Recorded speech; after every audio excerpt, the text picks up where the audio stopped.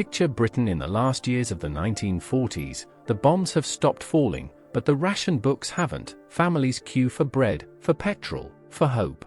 Yet in showrooms across Britain, something extraordinary stirs. New cars. British cars. Symbols of a nation determined to rebuild itself, one engine at a time.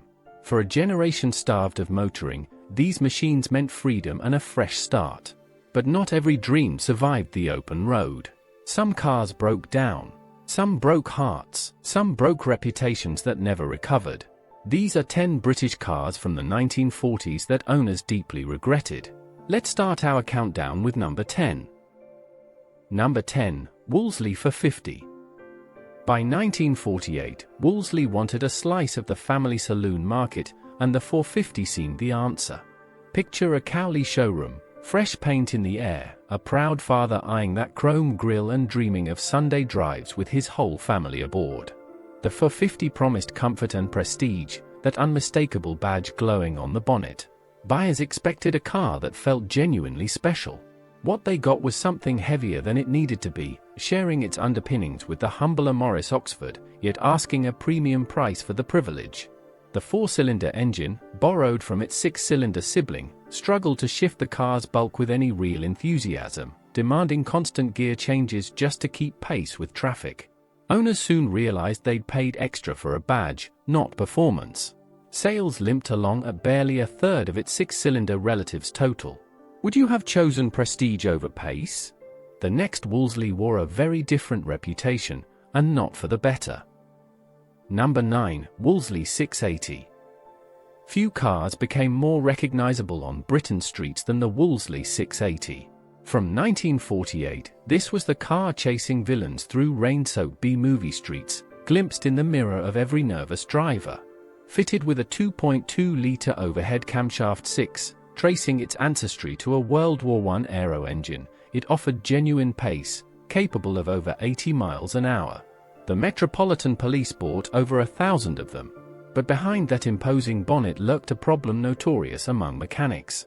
The engine suffered persistent valve burning, a fault so serious it was eventually sold not by the factory, but by police workshops themselves. Civilian owners weren't so fortunate, facing expensive repairs on a car bought to feel important. Imagine investing in Britain's most feared road car, only to spend your weekends under the bonnet instead of behind the wheel. But what came next asked buyers for a very different kind of trust. Number 8, Alvis TA14. Announced in November 1946, the Alvis TA14 arrived wrapped in nostalgia. Alvis had built genuine sporting glamour before the war, and buyers expected that spirit reborn. Instead, what greeted them was a mildly reworked 1938 1270, dressed in slightly wider clothes. The chassis retained cart springs and mechanically operated brakes, already old-fashioned against rivals with independent suspension and hydraulics. The 1.9-litre engine, bored out only slightly, gave 65 brake horsepower but couldn't disguise the extra weight now sitting on top of it. Top speed crept to just 74 miles per hour, hardly the thrilling performance enthusiasts remembered from before the war. Many buyers admitted the magic simply wasn't there anymore. The TA14 sold well mainly because anything new was scarce, not because it genuinely excited anyone. Owners hoping for the old sporting spirit instead found themselves driving a well-built relic. Have you ever watched your dream car turn out to be yesterday's news? The next entry asked buyers to pay handsomely for exclusivity. Number 7, Bristol 400. Emerging from the wreckage of wartime aircraft production, Bristol's first car carried genuine aeronautical pedigree. Engineers who'd built Beaufighters turned their precision to the road, crafting the 400 around a BMW-derived chassis, engine, and bodyshell secured as post-war reparations. Launched in 1947, it promised nearly 100 miles per hour and hand-finished luxury that felt genuinely special. Buyers pictured themselves gliding through the Cotswolds in aircraft-grade refinement. Then reality landed. Priced at over £2,000, the 400 was already beyond most pockets, and shortly after launch the government doubled purchase tax on cars over £1,000, pushing the price higher still. Suddenly a car built for enthusiasts became one almost nobody could justify buying. Just for 74 were ever made. Those who did stretch their finances got a beautifully engineered machine, but many found themselves owning something so rare that parts and servicing were hard to find outside Bristol's own workshops. Would you have gambled your savings on something this exclusive? The next car wasn't rare, it simply wasn't where British buyers could find it. Number 6. Standard Vanguard. Announced in July 1947, the Standard Vanguard arrived as Britain's first genuinely new post-war design, named after the Royal Navy's last battleship. Its rounded, American-influenced styling turned heads at Brussels, and its tough wet-liner engine, shared with the Ferguson tractor, promised durability families could rely on. Here, surely, was the car to symbolize recovery. But there was a catch nobody outside the showroom understood. Under the government's export or die policy, almost the entire early production run left British shores. For nearly 2 years, home buyers admired the Vanguard in magazines while barely seeing one on the road. When cars did arrive, testers found the 68 brake horsepower engine labored under the saloon's weight, needing 20 seconds to reach 60.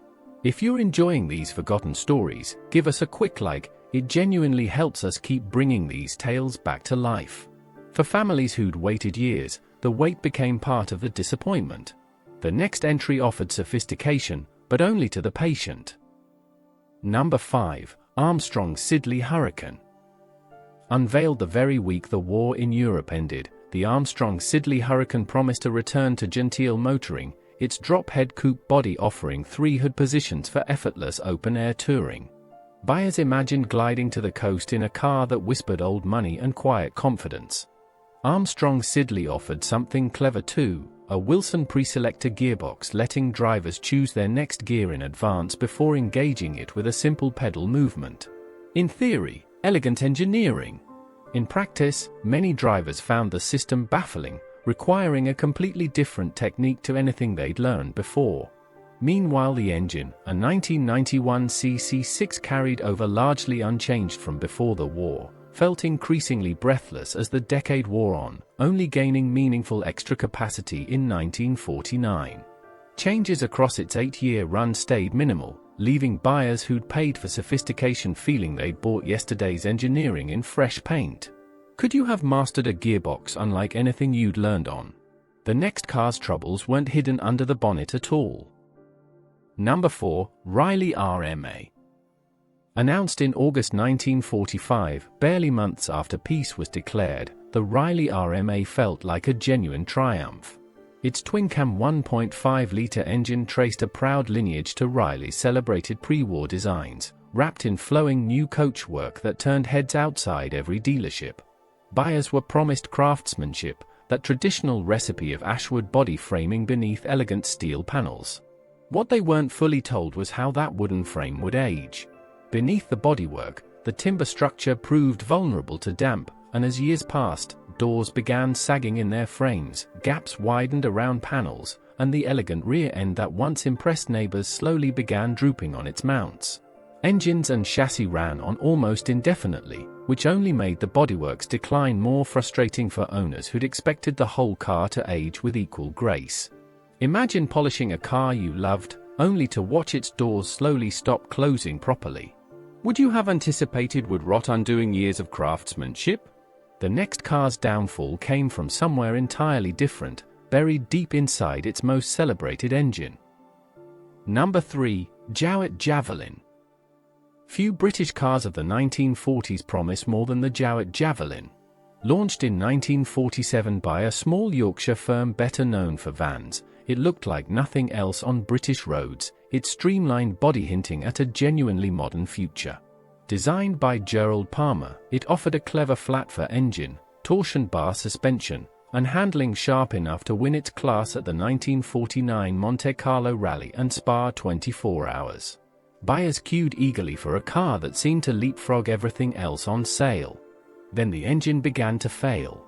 Head gaskets blew with alarming regularity because the securing stud simply didn't reach far enough into the block, letting the wet cylinder liners shift under heat. Early crankshafts snapped outright.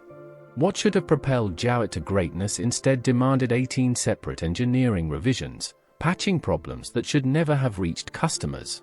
Owners who'd bought into genuine innovation found themselves stranded on country roads instead. But what came next wasn't innovative at all, and that was precisely the problem. Number 2. Austin A40 Devon. Launched in October 1947, the Austin A40 Devon became one of the defining family cars of post-war Britain, its rounded styling and dependable 1.2-litre engine winning over 450,000 sales before the decade closed. For countless families, this was their first genuinely new car since before the war, a symbol that ordinary life was returning. But the Devon's reputation would eventually reveal a troubling pattern. As Britain pushed hard to export cars under the export or die drive, small but persistent niggles, wheel cylinders that seized, clutch components that wore prematurely, went largely unaddressed by Longbridge. These weren't dramatic failures, but a steady accumulation of minor frustrations that, multiplied across thousands of cars sold overseas, quietly damaged British motoring's reputation in markets that remembered it for decades. Buyers who expected effortless dependability instead found themselves returning to garages more than they'd hoped. Have you ever bought something ordinary, only to find it wasn't quite as dependable as promised? And nothing prepared British buyers for what sits at number 1. Number 1. Armstrong Siddeley Typhoon.